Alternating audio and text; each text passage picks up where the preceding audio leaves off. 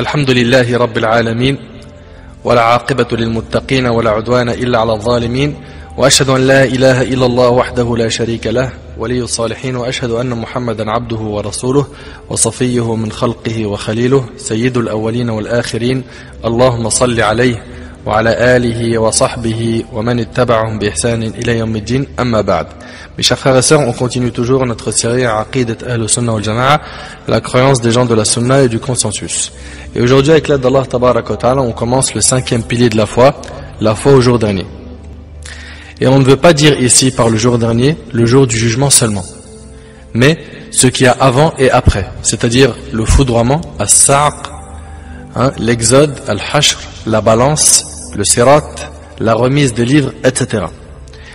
Et aussi ce qu'il y a avant, c'est-à-dire la mort, la vie dans la tombe, et avant cela aussi les signes de la fin du monde, petits et grands, et la croyance en l'enfer et le paradis. Et aujourd'hui, avec l'aide d'Allah Tabarak wa Ta'ala, on va parler de la vie dans la tombe, al-barzakh, les questions que la personne aura dans sa tombe, ses tentations, le châtiment et le bonheur qu'il y a dans la tombe, tout ça on va le voir Inch'Allah. Il faut croire en ce qu'Allah Tabarak wa Ta'ala nous a informés sur la tombe. Et ce que le prophète sallallahu alayhi wa sallam a dit à propos des questions que les deux anges poseront à l'homme concernant son Seigneur, sa religion et son prophète sallallahu alayhi wa sallam. Certaines personnes nient qu'il y a un châtiment dans la tombe et disent que la vie dans la tombe n'est pas citée dans le Coran.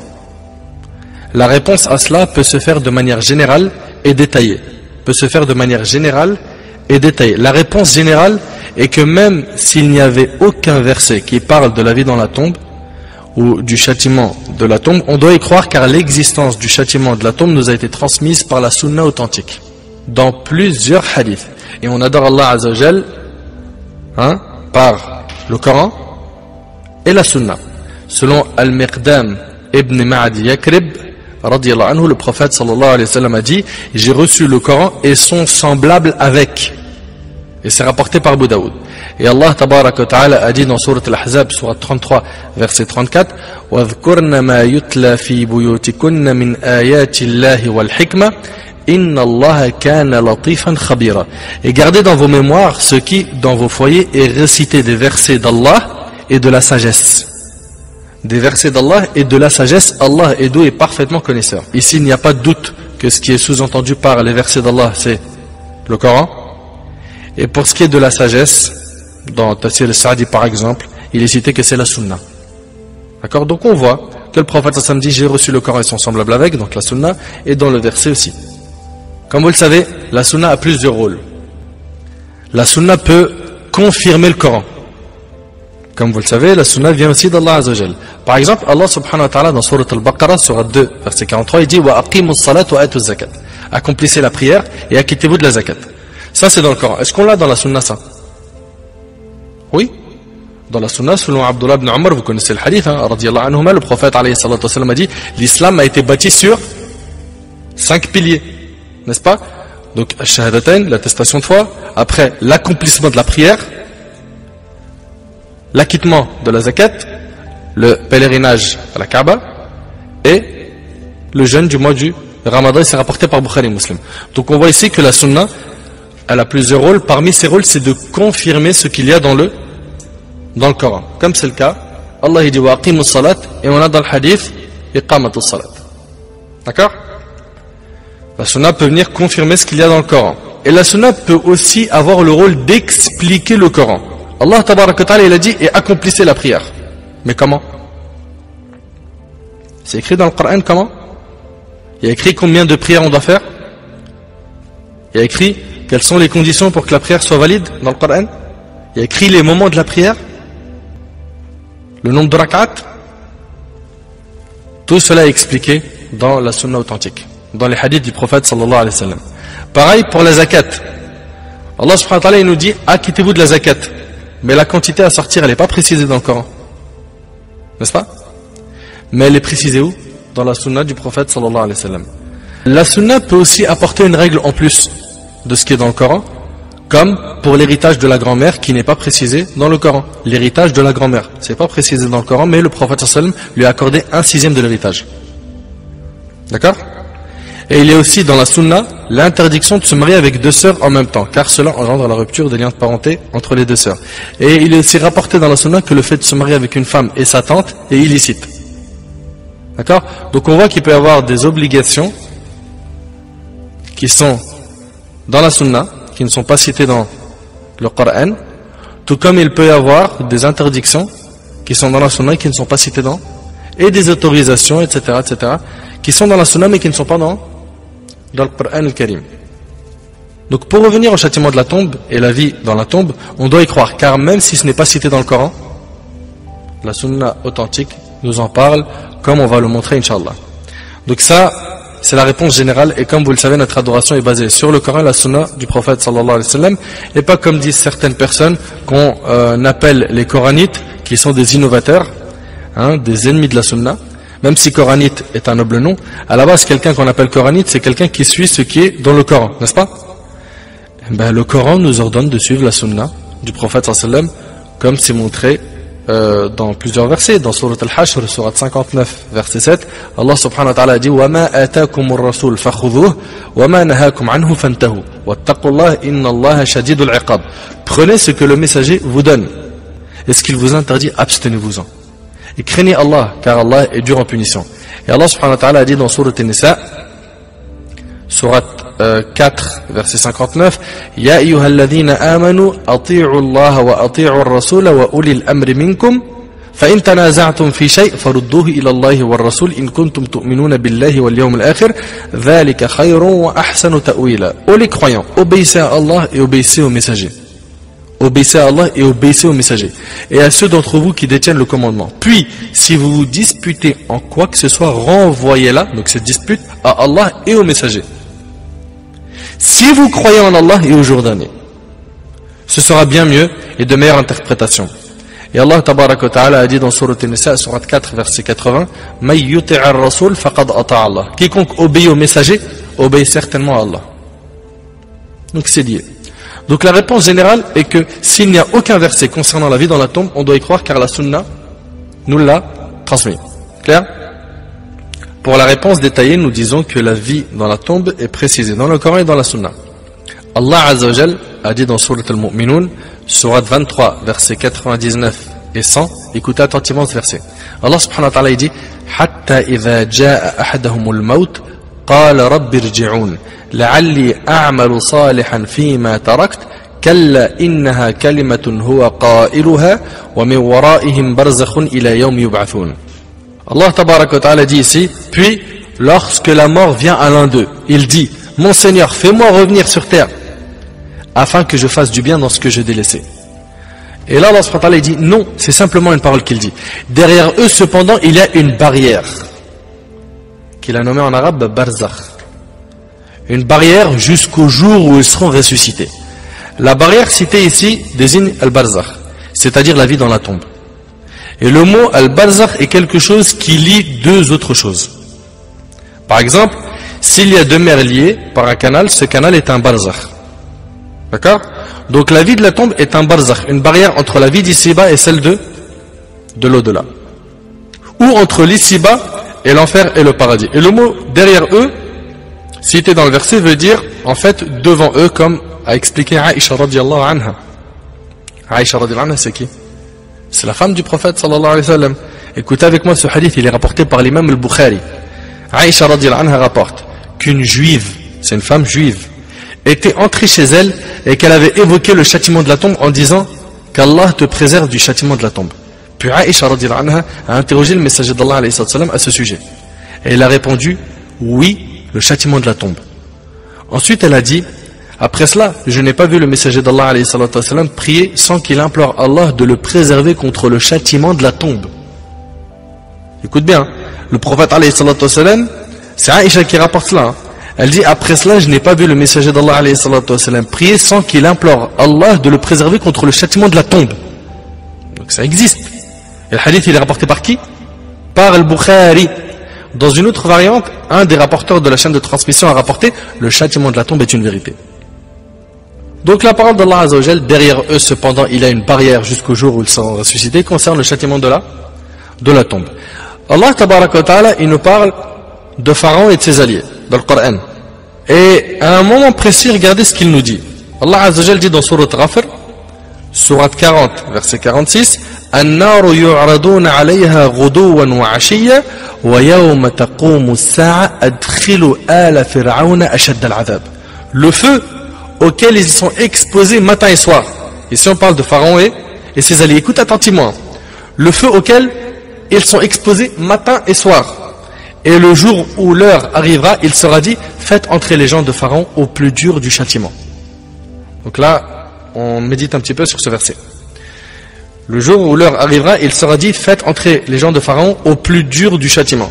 Donc le jour du jugement, ils vont au plus dur du châtiment. Mais on a avant ça le feu auquel ils sont exposés matin et soir. Il est où ce feu? On voit bien qu'il y a deux étapes. Il y a l'étape avant le jour du jugement et il y a l'étape après. N'est-ce pas? Depuis sa mort, Pharaon et ceux qui l'ont suivi sont exposés au feu jusqu'au jour de la résurrection. Leur châtiment ne se terminera pas le jour du jugement, au contraire, ils subiront le plus grand châtiment, qui est celui de l'enfer. Faites entrer les gens de Pharaon au plus dur du châtiment. Donc on voit ici un verset aussi qui est clair concernant quoi? Le châtiment de la tombe. Parmi les preuves dans le Coran concernant l'existence de la vie dans la tombe et du châtiment de la tombe, Allah subhanahu wa ta'ala dit dans Surat As-Sajda, Surat 32, verset 21, وَلَنُذِيقَنَّهُمْ مِنَ الْعَذَابِ الْأَدْنَى دُونَ الْعَذَابِ الْأَكْبَرِ لَعَلَّهُمْ يَرْجِعُونَ. Écoute attentivement. Nous leur ferons certainement goûter au châtiment ici-bas, avant le grand châtiment, afin qu'ils retournent vers le droit chemin. لَعَلَّهُمْ يَرْجِعُونَ. Et la preuve qu'une part du petit châtiment est dans la vie d'ici-bas. Car les mécréants et les pervers seront châtiés dans la vie d'ici-bas. Min al-adhab al-adna, c'est-à-dire une part du châtiment. Et il Azza wa Jal n'a pas dit al-adhab al-adna, le châtiment de la vie d'ici-bas, il a dit une part. Sinon le petit châtiment serait que dans la vie d'ici-bas et le grand dans l'au-delà en enfer. Mais Allah tabaraka wa ta'ala dit min al-adhab al-adna. Et à propos de cela, Abdullah ibn Abbas radiyallahu anhu, montagne de science, un grand compagnon qui lui était connu pour sa maîtrise du Coran, Abdullah ibn Abbas radiyallahu anhu a dit, c'est la preuve que les kuffars et les pervers leur reste une part du petit châtiment qu'ils subiront dans les tombes. Aussi Allah tabaraka wa ta'ala dit dans Surat At-Tur, Surat 52, verset 47, وَإِنَّ لِلَّذِينَ ظَلَمُوا عَذَابًا دُونَ ذَلِكَ وَلَكِنَّ أَكْثَرَهُمْ لَا يَعْلَمُونَ. Les injustes auront un châtiment préalable, mais la plupart d'entre eux ne savent pas. Beaucoup de kuffars et de pervers meurent sans avoir subi de châtiment ici-bas. C'est vrai ou pas? Et Allah Azza wa Jal assure qu'ils subiront le petit châtiment. Donc ils seront châtiés du châtiment de la tombe. Le châtiment préalable qui est cité dans le verset. Et le châtiment subi avant le châtiment de l'enfer, c'est-à-dire celui de la tombe. Donc tout ceci fait partie des preuves du Coran qui prouvent qu'il y a une vie dans les tombes, n'est-ce pas? Et c'est la croyance des gens de la sunna du consensus. Et en ce qui concerne les preuves dans la sunna du prophète sallam concernant le châtiment de la tombe, elles sont nombreuses. Je vais vous citer un hadith qui est magnifique, qui est long, qui est rapporté par l'imam al-Bukhari. Selon Samura ibn Jundub radiyallahu anhu, qui lui dit, le prophète alayhi salatu wassalam, après avoir prié, s'est tourné vers nous et a dit, quelqu'un parmi vous a-t-il fait un songe cette nuit? Quelqu'un parmi vous a fait un rêve? Et pose la question au compagnon. Si quelqu'un avait fait un songe, il le lui racontait, alors le prophète alayhi salatu wassalam l'interprétait. Un jour, il nous a demandé, quelqu'un parmi vous a-t-il fait un songe? Nous avons répondu non. Il dit alors, quant à moi, j'ai vu cette nuit 2 hommes venir vers moi. Écoutez bien, 2 hommes venir vers moi. On verra après qui étaient ces 2 hommes. Ils m'ont pris par la main et m'ont emmené vers une terre sainte. Voilà qu'il y avait un homme assis et un autre debout qui tenait entre ses mains un crochet en fer. Certains de nos compagnons, donc de la chaîne de transmission, ont rapporté, d'après Moussa, à un autre homme de la chaîne, un crochet en fer qu'il introduisait dans une des commissures de ses lèvres et déchiré jusqu'à sa nuque. Un crochet qui entre là et qui est déchiré jusqu'à la nuque. Puis il faisait de même avec l'autre. Lorsque la première se rétablissait, il y revenait et recommençait de même. J'ai demandé, qu'est-ce que c'est que cela? Ils me répondirent, avance. Donc ils n'ont pas dit c'est quoi. Il saura après le prophète Sam de qui il s'agit. Puis nous sommes partis jusqu'à ce que nous soyons arrivés près d'un homme allongé sur sa nuque. Un homme allongé sur sa nuque. Auprès de sa tête se trouvait un homme debout qui tenait une pierre ou un rocher, avec quoi il lui fracassait et fendait la tête. Lorsqu'il le frappait avec la pierre, celle-ci roulait. Il allait alors la chercher et à peine revenait-il que sa tête se rétablissait comme elle était auparavant, puis il recommençait à le frapper. J'ai demandé qui est-ce? Ils m'ont répondu avance. Puis nous sommes partis jusqu'à ce que nous soyons arrivés à un trou dans un mur ressemblant à un four à pain, dont le haut était étroit et le bas large, et en dessous flambait un feu. Quand les flammes montaient, des hommes et des femmes nus montaient si bien qu'ils faillirent en sortir. Et quand les flammes cessaient de flamber, au fond, ils redescendaient. Il y avait à l'intérieur des hommes et des femmes nus. J'ai demandé qui est-ce? Ils m'ont répondu avance. Donc ça fait 3 types de personnes où il entend alayhi salam avance.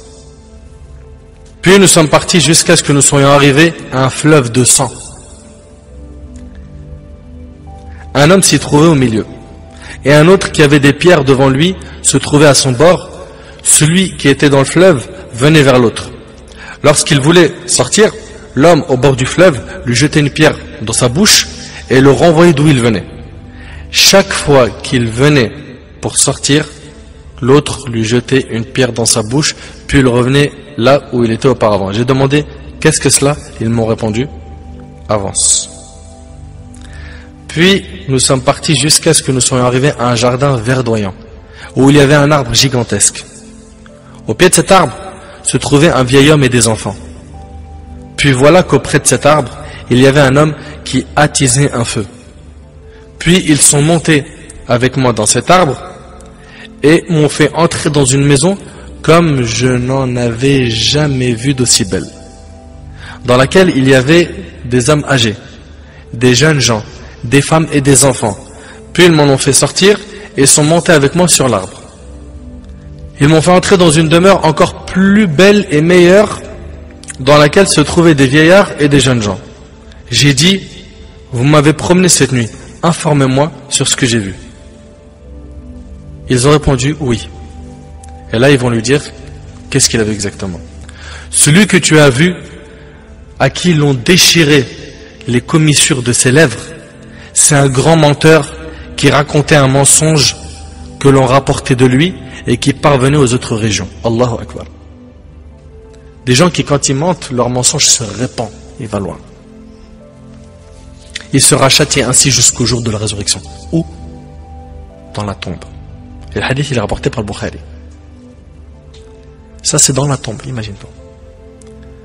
Ce genre de mensonge s'applique à ceux qui mentent, à la télé ou sur le net, ou des personnes haut gradées qui ne craignent pas Allah Azzawajal, et leur mensonge parvient jusqu'aux autres régions, et les gens ne se doutent pas de leur mensonge. Et aussi, le prophète sallam vit un homme allongé sur sa nuque. Auprès de sa tête se trouvait un homme debout qui tenait une pierre ou un rocher, avec quoi il lui fracassait et fendait la tête. Lorsqu'il le frappait avec la pierre, celle-ci roulait. Il allait alors la chercher, et à peine revenait-il que sa tête se rétablissait comme elle était auparavant. Puis il recommença à le frapper. Quand le prophète sallam demanda à son sujet, Jibril et Mikaïl lui dirent, donc c'était eux les deux hommes, d'accord? Jibril et Mikaïl lui dirent, celui que tu as vu, à qui l'on fracassait et fendait la tête, est un homme à qui Allah a fait apprendre le Coran et qui dormait volontairement au moment de la prière du Fajr et n'appliquait pas ses prescriptions le jour. Allahu Akbar. Il sera châtié ainsi jusqu'au jour de la résurrection. Puis le prophète sallam dit, puis nous sommes partis jusqu'à ce que nous soyons arrivés à un fleuve de sang. Un fleuve de sang. Un homme s'y trouvait au milieu. Et un autre qui avait des pierres devant lui se trouvait à son bord. Celui qui était dans le fleuve venait vers l'autre. Lorsqu'il voulait sortir, l'homme au bord du fleuve, qu'est-ce qu'il faisait? Il lui jetait une pierre dans sa bouche et le renvoyait de là où il venait. Chaque fois qu'il venait pour sortir, l'autre lui jetait une pierre dans sa bouche. Puis il revenait là où il était auparavant. Et le prophète sallam questionna à son sujet les deux anges qui lui répondirent, quant à celui que tu as vu dans le fleuve, c'est celui qui pratique al-riba, l'usure. Wallah, ça fait peur. Hein. Par Allah Azzawajal, ça fait peur. Te retrouver exposé à ce type de châtiment pour avoir commis tout ça. ses péchés, ça fait peur. Qu'Allah nous en préserve. Ceux-ci sont des exemples du châtiment de la tombe. Et il y a d'autres cas que le prophète sallam a vu lors de son voyage nocturne. Dans le hadith que rapporte l'imam al-Bukhari et Muslim, Abdullah ibn Abbas radiyallahu anhu a dit, le prophète sallallahu alayhi wa sallam est passé près de deux tombes et a dit, ils se font certes châtier et ils ne se font pas châtier pour un grand péché. Mais si, c'est plutôt un péché capital. Quant à l'un d'eux, il semait la discorde entre les gens en calomniant. Quant à l'autre, il ne se protégeait pas de son urine. Il ne se protégeait pas de son urine. Et c'est rapporté par Bukhari et Muslim. Et on rapporte que Zayd ibn Thabit radiyallahu anhu a dit, tandis que le prophète sallallahu alayhi wa sallam était sur sa mule, sur une bête, près d'un jardin appartenant au Bani Najjar, et que nous étions en sa compagnie, la mule s'effraya et s'écarta du chemin. L'animal a eu peur et il s'est écarté du chemin. Elle faillit le désarçonner. Et voilà qu'il y avait 6, 5 ou 4 personnes enterrées. Il a dit, qui connaît ceux qui sont dans ces tombes? Un homme a répondu, moi. Le prophète sallallahu alayhi wa sallam dit, quand sont-ils morts? Il a répondu, ils sont morts durant l'époque de l'idolâtrie, c'est rapporté par Muslim. Ce qui ressort de ce hadith, c'est que les animaux entendent le châtiment que les morts subissent dans leur tombe. Pour cela aussi, dans certains pays où on emmène les animaux au cimetière, ils sont effrayés de ce qu'ils entendent. Mes frères et sœurs, écoutez avec moi ces paroles. Les tombes sont de terre en apparence, mais elles sont en réalité malheur et châtiment. Elles sont de terre, de pierre bâtie, et très bien décorées en apparence, alors qu'à l'intérieur, elles sont une descente aux enfers, un calvaire. Elles bouillent de regrets comme pourrait bouillir le contenu d'une marmite. Ô ceux qui ont peuplé et exploité la vie d'ici-bas. Vous avez certes construit, peuplé et exploité une demeure qui vous est inévitablement provisoire.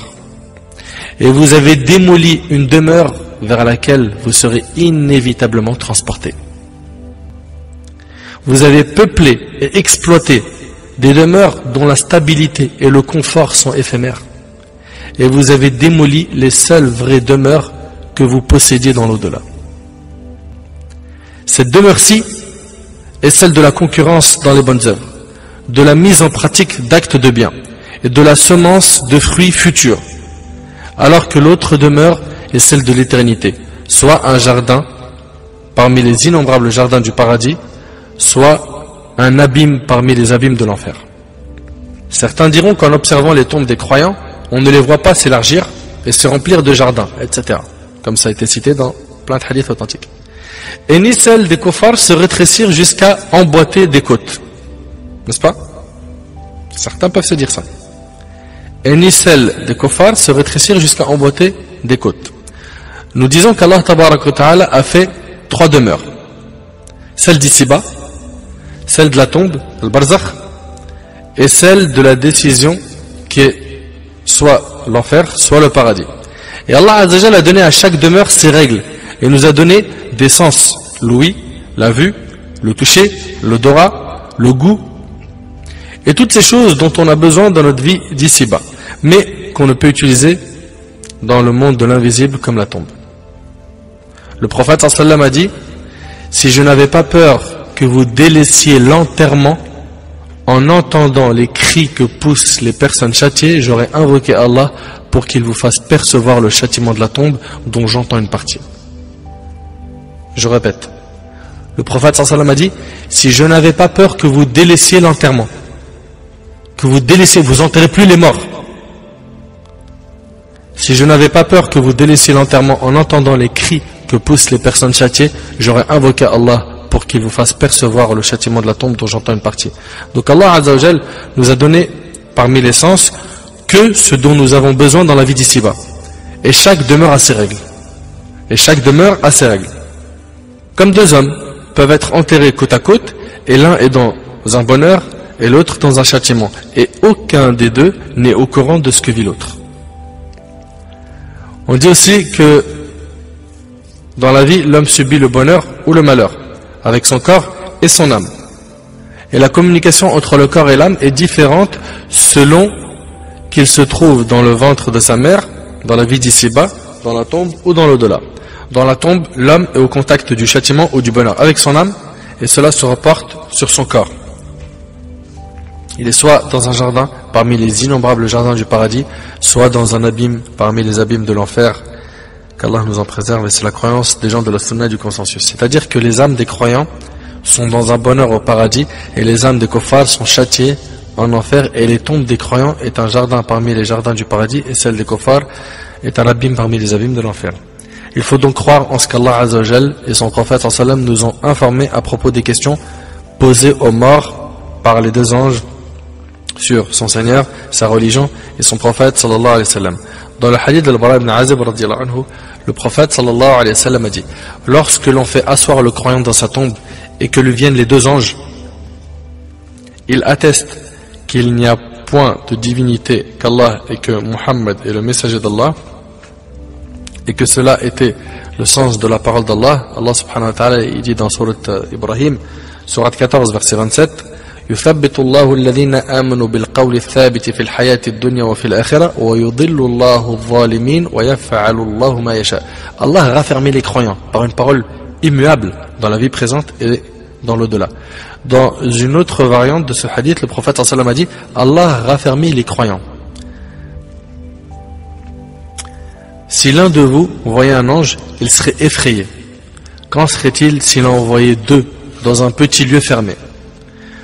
Le prophète sallam a dit ce verset de Surat Ibrahim qu'on vient de voir: Allah a raffermi les croyants par une parole ferme dans la vie présente et dans l'au-delà, tandis qu'il égare les injustes. Et Allah fait ce qu'il veut. Et d'après Anas ibn Malik, radiyallahu anhu, ce compagnon, il rapporte que le prophète sallam a dit: quand le serviteur est placé dans sa tombe et que ses compagnons s'éloignent de lui, et il entend le bruit de leurs chaussures sur le sol. Et c'est rapporté par Ahmed et d'autres. Donc le mort dans sa tombe, il entend le bruit des pas des gens qui le quittent. Et 3 jours après la bataille de Badr, le prophète sallallahu alayhi wa sallam s'est arrêté auprès des corps morts des idolâtres et a appelé certains d'entre eux en disant: ô Abu Jahl ibn Hisham, ô Umayya ibn Khalaf, ô Udba ibn Rabi'a, ô Shayba ibn Rabi'a, n'avez-vous pas trouvé vrai ce que votre Seigneur vous a promis? Il s'adresse à des morts, des kuffars de Quraysh. Quant à moi, j'ai trouvé vrai ce que mon Seigneur m'a promis. Omar ibn al-Khattab, ce compagnon, dit alors: ô messager d'Allah, comment entendraient-ils alors qu'ils sont des cadavres dégageant une odeur fétide? Le prophète sallallahu alayhi wa sallam a dit: ils entendent mieux que vous mes propos, mais ils ne peuvent répondre. Dans ce cas-là, Allah Azza wa Jalla leur a fait entendre ce que le prophète sallallahu alayhi wa sallam disait. Et d'après Anas radiyallahu anhu, le prophète sallallahu alayhi wa sallam a dit: quand le serviteur est placé dans sa tombe et que ses compagnons s'éloignent de lui, il entend le bruit de leurs chaussures, de leurs pas sur le sol. Puis 2 anges viennent à lui et le font asseoir. Ils lui disent: que disais-tu au sujet de cet homme? De qui? Muhammad alayhi salam. Le croyant répond: je témoigne. Ça, c'est une autre version que ce que vous avez l'habitude d'entendre. Cette version est rapportée par Bukhari et Muslim. Le croyant répond: je témoigne qu'il est le serviteur d'Allah et son messager. On lui dit: regarde ta place en enfer, Allah l'a remplacée pour toi par une place au paradis. Alors il les voit toutes les deux, il voit les 2 destinations. Et on lui élargit sa tombe de 70 coudées. On lui remplit sa tombe de grâce ou de bienfaits jusqu'au jour où il sera ressuscité. Pareil pour le kafir, il verra sa place au paradis s'il avait été croyant, et sa place en enfer où il demeurera. Quant au kafir ou à l'hypocrite, on lui dit: que disais-tu au sujet de cet homme? Il répond: je ne sais pas. Je répétais ce que les gens disaient. On lui dit: tu ne t'es pas assuré et tu n'as pas recherché. Puis on lui assène un coup violent entre ses 2 oreilles avec un instrument à frapper en fer. L'homme pousse un cri qu'entendent tous ceux qui sont à sa proximité, sauf les djinns et les humains. Puis sa tombe se resserre sur lui au point que ses côtes s'emboîtent. Le hadith est rapporté par Bukhari et Muslim. Regardez l'état du kafir ou du murtad. Il sera dans un châtiment dans sa tombe, et le jour du jugement, on le traînera dans l'enfer éternel et il ne se reposera jamais. On demande à Allah Azza wa Jalla de nous en préserver. Abdullah ibn Abbas radiyallahu anhu m'a dit: le prophète sallallahu alayhi wa sallam est passé près de 2 tombes et a dit: ils se font certes châtier. Donc on voit le châtiment de la tombe, la vie dans la tombe, elle existe, oui ou non? Pas une preuve, pas 2, mais plusieurs du Coran et de la Sunna, il y en a plein. Et il y a des gens qui nient l'existence de Azab al-Qabr, châtiment de la tombe. Le prophète sallam est passé près de 2 tombes et a dit, ils se font certes châtier, et ils ne se font pas châtier pour un grand péché, mais si c'est plutôt un péché capital. Quant à l'un d'eux, il semait la discorde entre les gens calomniants, quant à l'autre, il ne se protégeait pas de son urine, rapporté par Bukhari Muslim. Donc, il faut que le croyant fasse attention à cela, car la plupart des gens des tombes sont châtiés par le fait qu'ils ne se protégeaient pas de leur urine et la calomnie. Ibn al-Qayyim rahimallah a dit, après la mort, on sera plongé soit dans des délices, soit dans le châtiment, et que cela est ressenti par l'âme et le corps, et que l'âme, une fois séparée du corps, plongera soit dans les délices, soit dans le châtiment, et qu'elle réintègre le corps parfois et lui fait partager délices et châtiments.